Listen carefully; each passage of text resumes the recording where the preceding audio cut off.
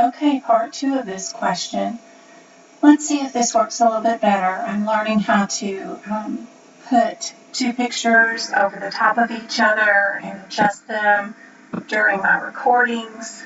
And so just bear with me. And the audio on the last video was terrible. I'm sorry. I turned off my heater. Let's see if this helps. Anyway, back on to part 2. Let's work on the HCPCS part of this question. So I see that the very first HCPCS codes are all the same. It's the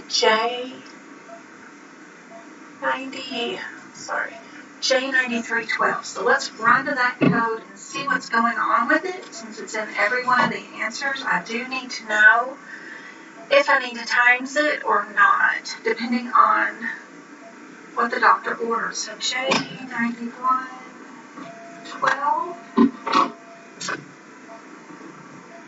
If you're in the 2022 book, on page 302, I believe, somewhere around here.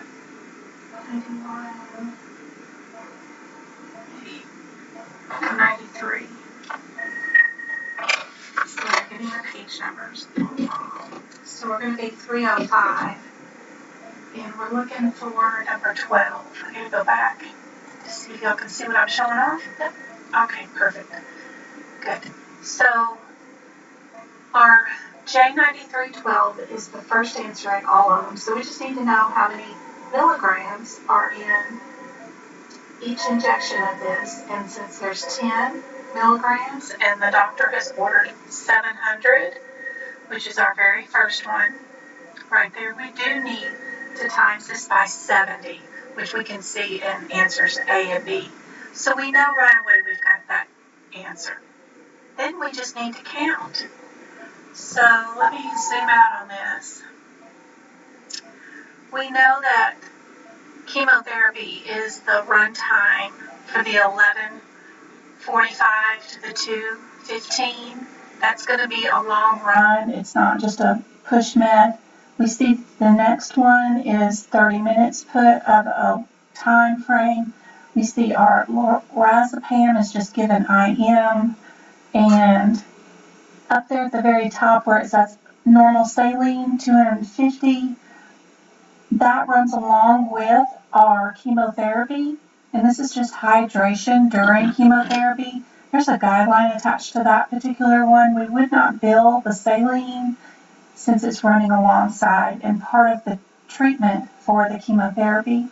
So we're only going to bill the R medication, the F, the heparin. No, we're not doing the heparin because that's a flush. Sorry. The heparin is the one that we're not going to do because that's part of cleaning out a line prior to giving the chemotherapy, and that one is not coded. The Dex and the DIP are both going to be coded. So we know we only have the 2 Ds, the lorazepam, and then the 2 chemos, the R and the F. So we only have 5 to code. The difference between B and A is B has 1, 2, 3, 4, 5, 6 codes to bill for, and then A only has 5. That J7040, if you do look it up in the front of the book back here, you'll see that it is the saline, I think. J70. I think it's the J70. And that too will also tell you that we don't have that with that particular guideline. Yeah, there's that J70. 40. We don't bill these along with chemotherapy because it's just part of the normal process. So you know B can't be the answer and A is the answer. So I can back this off. No, back it off. And then move our answer there. And there's the answer I forgot to move for the diagnosis code 1. I hope this is helpful. It's a little advanced for HCPCS, but it still is really cool to see. And if you do decide to go into the specialty practice, it's super neat. Next video, I will do the CPT codes for this particular answer. Again, I hope this is helpful, and I hope to see you during my free teachings on Monday, Wednesday, and Friday on TikTok.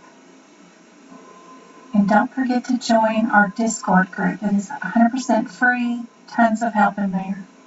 Links are in bio.